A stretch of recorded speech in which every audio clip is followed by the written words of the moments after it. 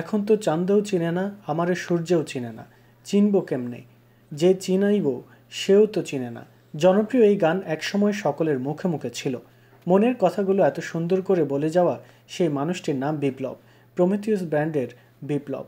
Band mixed ও একক album, stage show সব জায়গায় 90 দশকে দাপুটে বিচরণ ছিল বিপ্লবের। বর্তমানে তিনি আছেন যুক্তরাষ্ট্রে।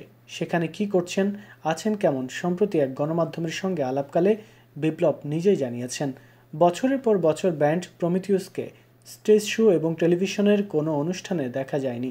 কোথাও নেই বিপ্লব। ফেসবুকে মাঝে মধ্যে উকি দেন। বিপ্লব এখন পরিবার নিয়ে যুক্তরাষ্ট্রের নিউ ইয়র্কের কুইন্সে থাকেন। 2 ছেলে আদিব, অ্যারন ও মেয়ে তটিনী সেখানে লেখাপড়া করে। কথা প্রসঙ্গে বিপ্লব জানান, নিউ ইয়র্কে তিনি এখন ট্যাক্সি সার্ভিসের কাজ করছেন। বললেন, নিউ ইয়র্কে গিয়ে তিনি প্রথম কাজ শুরু করেন আমেরিকান এয়ারলাইন্সে। 1 বছর পর গাড়ি কিনে ট্যাক্সি সার্ভিস শুরু করেন। দেশের রক গানের জনপ্রিয় এই শিল্পী যুক্তরাষ্ট্রে ট্যাক্সি চালান।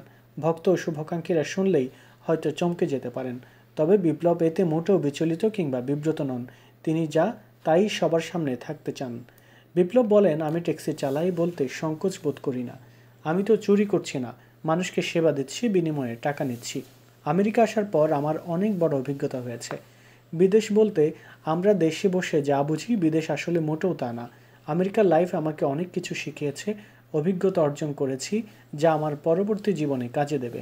বিপ্লব গান বাজনা থেকে দূরে সরে যাননি বলেও জানান।